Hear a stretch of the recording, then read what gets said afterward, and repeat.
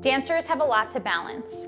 From their pirouettes to their jumps, a dancer's performance is a direct result of hard work and motivation.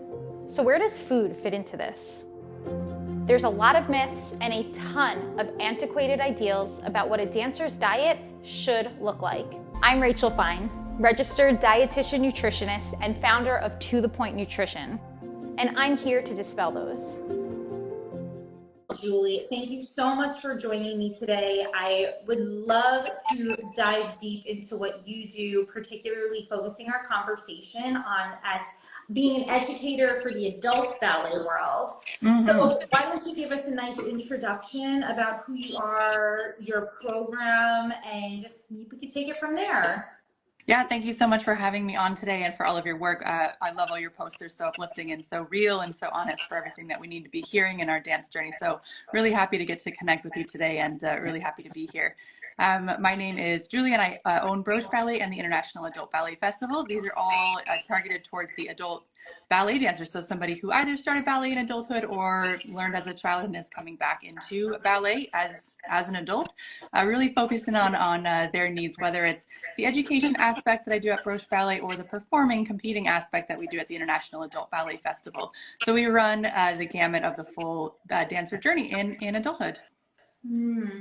I love that. That's, first of all, the fact that you've created this opportunity for adult dancers to have that performance opportunity is really special. I think that's something that's rare and not quite, it's not quite common. So for adults to have the ability to perform is, what a beautiful opportunity.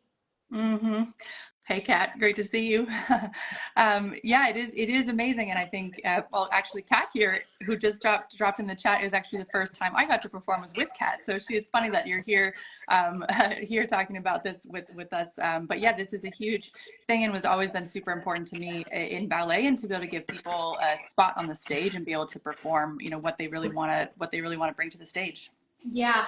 Tell me, how did you come to want to be in this realm of the dance world in regards to working and really prioritizing your work on adult dancers? Well, I started ballet myself at the end of high school, so at 17. And so I came to it feeling like I was already too late, not good enough, not going to find my place in ballet. And so I have found my place, worked very hard to come to where I am now, and really want to reach back and give back to the people who are in that same boat, you know, who really want to make ballet, really want to excel in ballet in adulthood. And this group really has my heart, and I hope that, you know, we sort of get each other and can really help them excel and get what they want to go. Absolutely. What are some of the biggest differences that you see between teaching adult dancers and teaching younger dancers? So I think one of the biggest things is thinking about, from a teacher's perspective, the dancers, a couple of things about the dancers, their why, like why are they there? This is going to be very different, which is going to really inform what they need to learn and what they want to learn.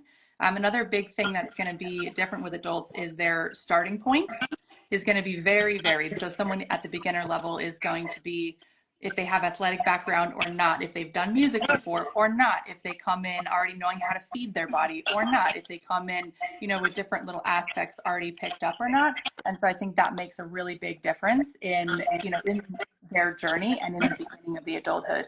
And then I think the last thing that, you know, is kind of a big difference we can dig into each of these is really thinking about the learning process for an adult, where we already have so many connotations about what things are or should be. So for example, especially teaching posture, you'll teach someone how to open their chest and they feel conspicuous that they're sticking their chest out. Or on the opposite, you'll get someone who leans back and you try to get them to come forward and they say, oh, I feel like a hunchback.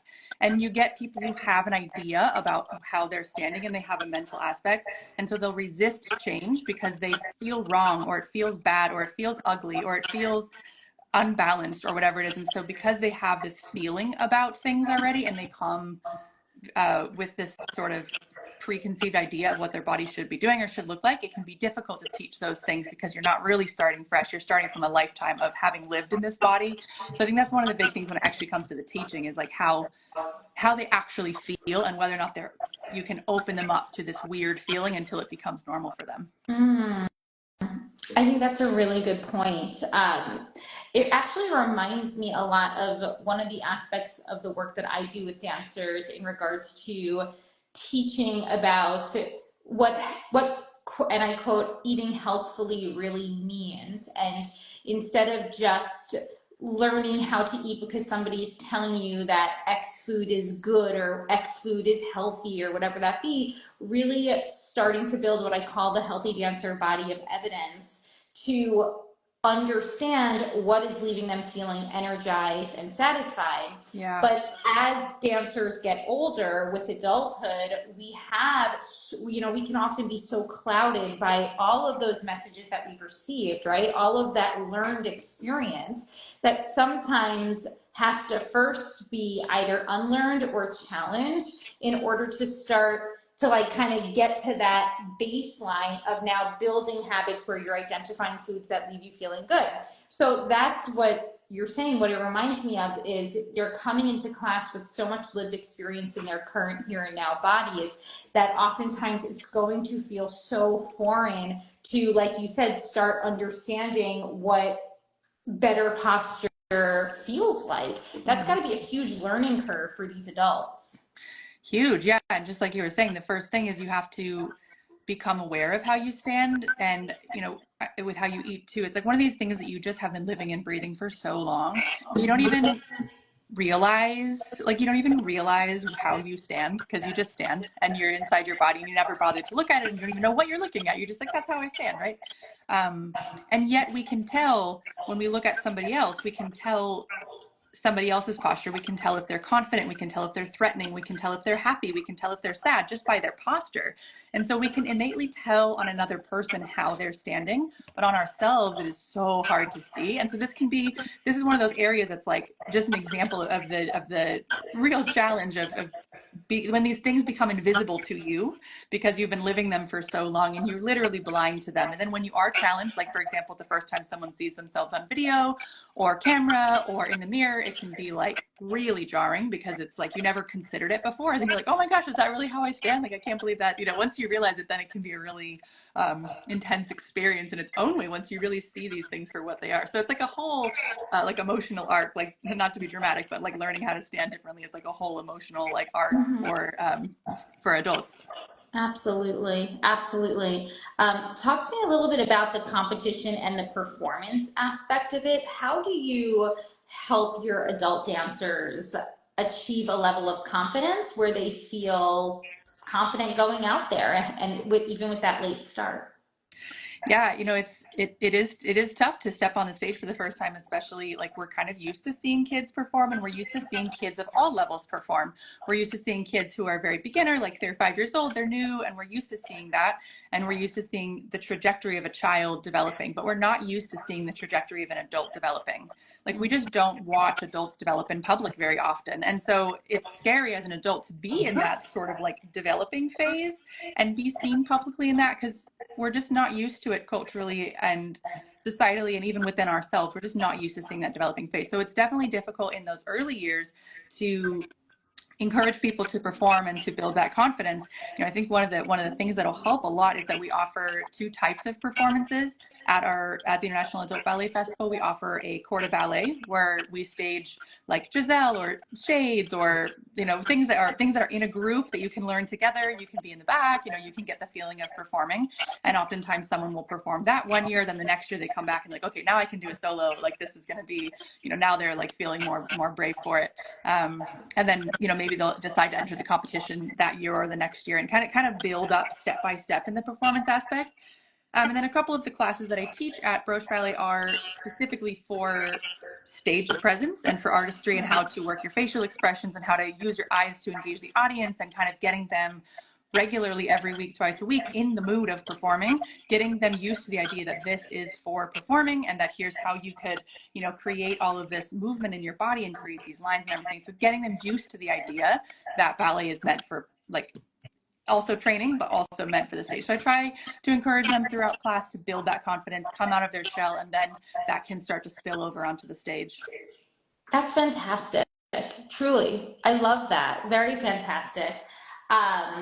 Also artistry. Artistry is not necessarily something that might feel very, well, actually, no, you tell me more, because I did not start ballet as an adult. I've been doing it since I was 3. So it's hard for me to have that perspective. But do you feel that artistry is more innate, or can it more be learned? And do you see a difference in adult dancers who might have more of an innate degree of artistry versus learning it? I'm not sure if that makes sense. Yeah, I think it basically asking like, can it be taught and cultivated and built up in somebody, right? You know, I think one thing that I believe about people is that everybody has a story to tell. Everybody has something to share, and they're looking for their way to share it. And we all want to connect with each other, and we all want to see someone connecting with us. Like, we all want to share something. And for some people, maybe it's their words, it's poetry, music, it's just talking with people, it's writing, it's painting, it's whatever. And so there are people where like everybody has, we all need an outlet for this, right?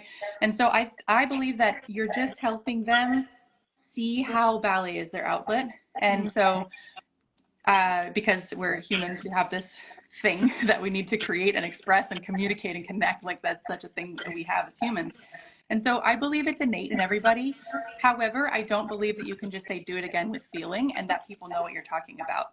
I believe that you need to teach them how to use the chin, and how to look with their eyes, and where they should be looking, and how to breathe with their movements, and how to angle so the audience sees a certain line, and how to allow your face to take your feelings. Like, it's almost like becoming an actor. You have to really feel your feelings inside. And the thing is, if you're thinking point your toes, then your brows will furrow. But if you're thinking, I need to share this story about my life and how I've come out of my shell, then your face will naturally take that if you allow it to naturally take that. So when you're thinking about starting artistry, I try to give them simple enough things where they can stop thinking about the technique, and they can start to think like, here's what I'm trying to say. And if you can kind of think about it that way, then I see it develop and I see it cultivate. But I think it's really just getting them to see that they have something inside already that's just looking for a way out. And you just have to give them the tools to let it out. Yeah, I love that perspective, because the one beautiful thing that's different from adult dancers versus, let's say, younger pre-professional, like tween dancers or teen dancers, is that adults do have so much life experience, so they have a lot to pull from in regards to telling that story and bringing those experiences to their performance. So I think it's really awesome how you're encouraging and teaching them to start learning how they can now translate that lived experience into their movement, down to their eye placement, you know? Yeah, you know, I think they can come a little bit self-conscious with using their body to express, because it's kind of weird. Like, we don't do it on a regular basis. If you're at work, you're used to keeping a poker face. If you're outside, you're used to like trying to control your face and control your emotions.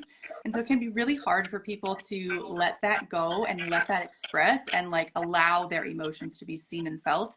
Can be really, that can be a really difficult process. And then, you know, it depends on the person and their relationship with their body. But some people coming into it, if they're coming from a place of a lot of uncertainty about their body or doubt, or they don't feel in control of their body, or they feel like their limbs are somebody else's limbs, or like they just don't feel in control, then you ask them to emote. It's too early. It's too early for them, because they're just going to feel self-conscious. And like, you know, it's like when I started learning how to sing, I couldn't match the pitch. Like, I couldn't match the pitch. And so if your teacher's like, do it again with feeling, I'm like, I don't know. I'm too stressed about if it sounds bad. Like, I can't make anything beautiful right now, because I don't even like how it's sounding at all, right? So you do have to get to a place with them technically where they will allow this experimentation to come out. So it's like, first, you know, you kind of build that technical, then you just test the waters. You're like, you know, maybe we learned that. Maybe you're feeling good with your tendus. Could we change your face in tendu? Could we change your head in tendu? Could we change, you know, if we're just doing on quad, like what can we add in to like spice this up on the thing that you're already like feeling okay with?